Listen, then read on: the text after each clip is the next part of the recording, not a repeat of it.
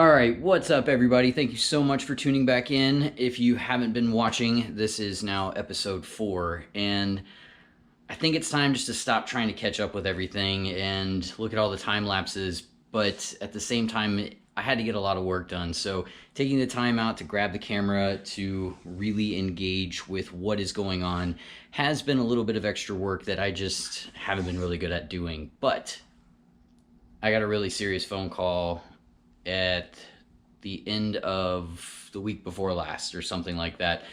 I just got back from Monterey Car Week. It was an absolute amazing experience. I can't wait to go back next year. I wish we could just speed up and get back to it, but until then, I am full of energy because that was one of the most amazing experiences. But back to the phone call.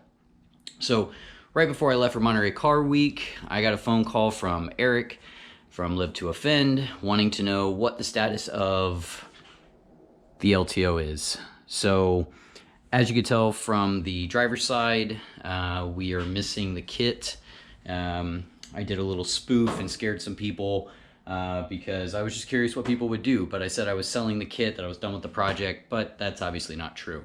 I was just going through the process of tearing it all apart because it's one thing to need the kit to be painted, but it's another thing when you've got some bumps and bruises on the car. So I know I talked about that in the last episode, so I'm not going to go into it too much, but it is time to get this sad little area of the car fixed and get the rest of it all matching. So it has been a lot of fun putting the car together for the dry run, but it is now time to actually rip it all apart, unfortunately. So that's kind of where we're at right now. I've got to dive in and really get this thing down to the bare bones so that way I can get it over to the painter, which you will be meeting soon. He actually called me today and said, hey, bring the kit over. So had to start ripping the kit off, had to start going through rush phase. Already pulled all the drivetrain out, and that's a whole other story. There's a lot changing there. In the last episode, I had a red trunk. I had an M50 with some S50 bits, but along with this rear trunk, there's also some new things happening under the engine, but we'll get to that separately because right now it is all about teardown and this project as well. I put out a video about the Dreamsicle project just because I took this project on in the midst of doing mine. A good friend of ours had a lot of little issues with this car when she acquired it. As you can tell, the sunroof is missing. She was told that the sunroof was a model that didn't actually go back when she purchased it. That being said, there is no such thing. So the sunroof does work now, the mechanism does, but unfortunately BMW, please start making OEM parts. This was not available, so we had to eBay this, as well as the rails that connect to this puller or whatever it is that's inside of here.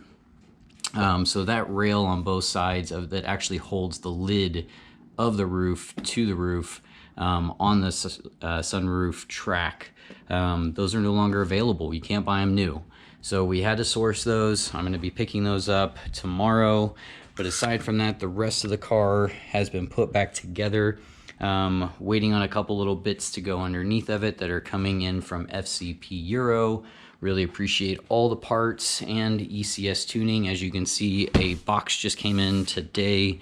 So we got to open that up and figure out if it's for this car or for this car. One way or another, there's a lot of things floating around, a lot of projects to be had. But back to the phone call. So we are in full SEMA prep mode. And I'm announcing that, so it has to be true, right? I'm going to actually put this on YouTube. Well, you're watching it on YouTube, so I put it on YouTube. So it is super exciting. This car is not only going to be stripped down and never seen before until it's actually revealed, but I have a lot of work to do. The paint's one thing, but I got to get what's going under the hood finished because that's getting fully rebuilt, as well as the suspension was pulled out. Instead of going with the CA Tune coilovers, we still stayed with the CA Tune suspension. However, I did decide to opt for a full air ride setup. So the air ride's already plumbed in. I'm just waiting on the bags as well as the shocks and struts that go with the bags to come in. It's an airlift management setup, the P3 I believe. So many different things, so my head's all over the place. I don't want to talk too much about the engine, only because there's a few options that I'm still mulling around, and so I really just want to make sure that when I do introduce you to what is going to be the heart of this build, it really is what it is this time, because last time I told you about an M50 with S50 cams that I was super excited about, and now that is going to a new home, so things change. All of that excitement to say that there is so much work to do, and I'm excited to share it with you. So time to start getting back to tearing this thing down, loading this kit up. We're going to be meeting the painter tomorrow because we're dropping the kit off, and it is going to be full prep on the shell for any last little things that I need to do before taking the shell as well over to the painter. So it is the end of August, and for those of you out there familiar with SEMA, I have until the very first day of November to get this car done. So stick with me. Hopefully we all get through this. Really excited to finally not only drive this car, but to see this project fully together the way that I envision it. So there's the new shoes that are coming for it as well. Found a couple other little bits that I'm just going to keep under wraps for right now that I'm doing to the car. But I am so excited for that phone call from Eric from LTO to know that we are going to be doing a very special experience here in Las Vegas. More details on that, but that will be a Live to Offend experience, and we're really excited to share that with you. So with that being said, let's get back to work, because I could sit here and talk to you all day, and neither of us want that, because I have work to do, and let's get to it. So thanks for watching. Click, like, subscribe, all those things that I'm supposed to say. I'm getting used to trying to do this and keep you guys up to date. Really appreciate all of the people that have subscribed so far and all the comments. I'm learning, you're appreciating or beating me up or something in the middle. Either way, I'm just glad you're watching, because that means I'm doing something wrong or right or something. But either way, time to get to wrenching. I got a lot of stuff to pull apart, and I got to finish this.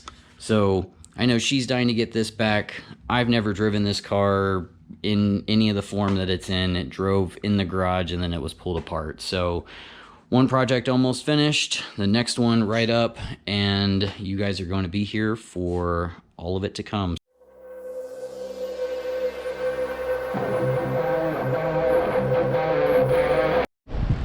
All right, so real quick update since we last checked in. The body kit has been dropped off to the painters. We're going to meet him when we drop off the shell. But before I could drop off the shell, I had to do some demolition to it. So lots of cutting. Really wanted to even out the rear back here, since I have this LSD. I wanted to make sure to show it off as much as I possibly could. So I evened out where the exhaust comes out back here on the rear valence, and then cut a little excess. So basically this valence used to come down to here, and so I just went ahead and eliminated that extra bit of metal.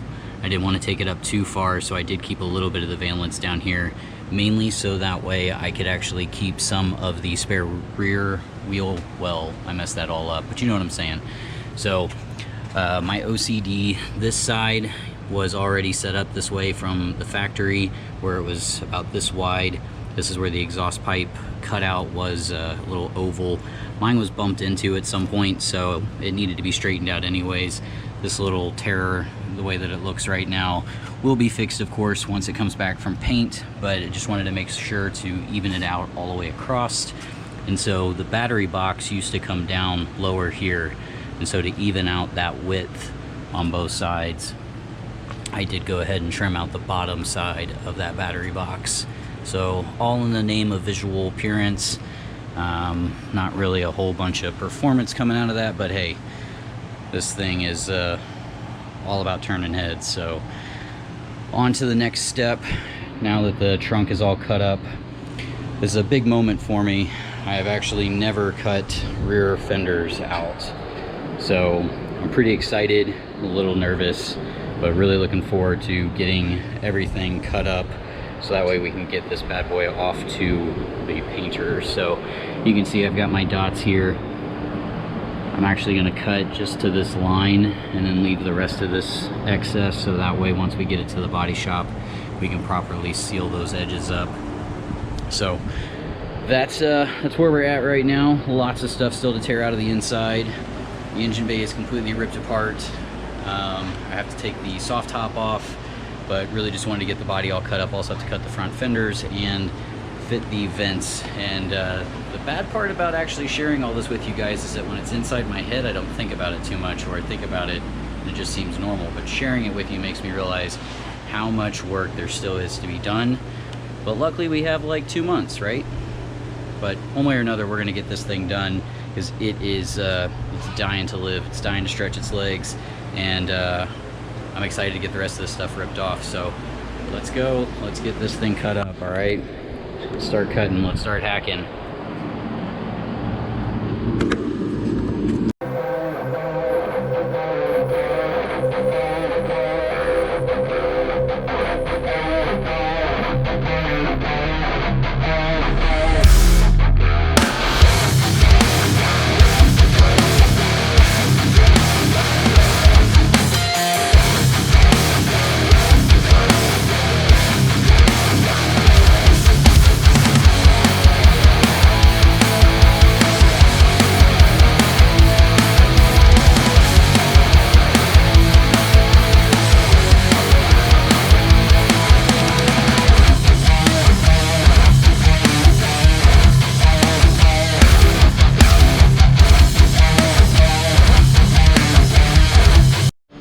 Alright, so I'm back at it. It is now night 2 or 3, but it's definitely night 2 of cutting into the shell before taking it over to the painter. So just a quick little recap. This is how the car looked originally. So the OEM rear fender, little fender lip here. This one on this side's got a dent. Part of the reason why this is getting cut up. Instead of fixing that, you know, just cut it up further. So same thing on the front. Got this fender exactly the way that it was from the factory. And here's what I'm doing.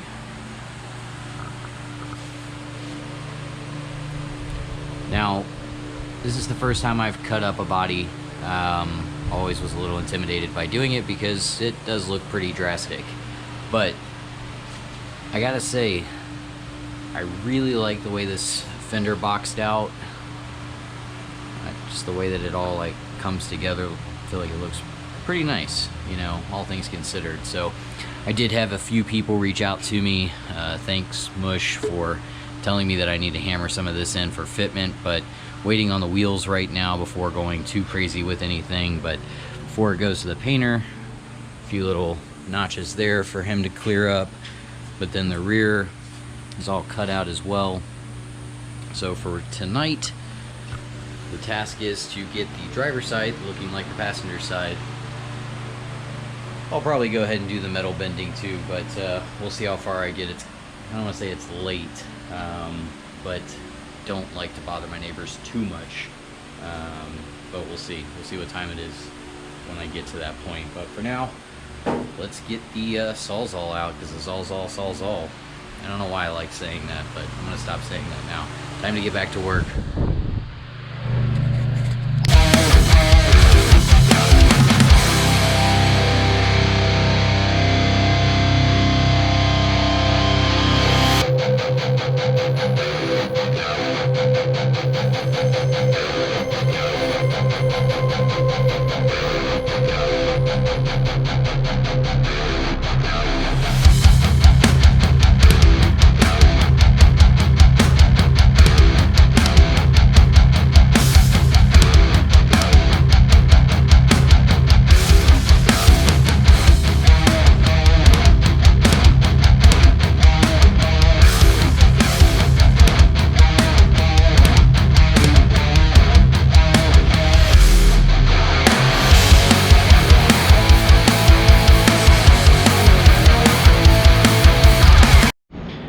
Alright, what's up?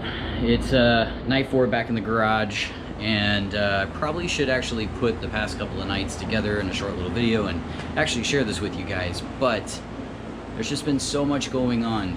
I'm really only able to put time into this in the evenings just because of other business happenings that are happening during the day. So, which is all good. It's great. It's all part of the collective and everything that is what I'm doing and all of us that are making this happen together. So this build is a true dedication for me right now because I am in a countdown. I wish I actually had, like, when we were kids. Remember, like, those little rings where you, like, hang it from the ceiling, you count down till you get to, like, whatever holiday it is that you're waiting for. But yeah, I feel like I'm doing that. This is night 4, and we have roughly 2 months to go until this needs to be ready. And but there's a lot of exciting things happening. Brought on a new sponsor today. Really excited to make that announcement when that time comes. But for right now, just making headway. In addition to that, the past couple of nights I did videos on the fenders, everything that's happened with tearing these down and getting them boxed in.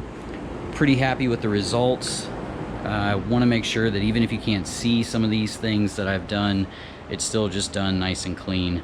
So other things that need to happen as far as cutting goes, I'm going to go ahead and cut this portion of rust out of here, so that way once it gets to the body shop, it's just an easy, quick weld.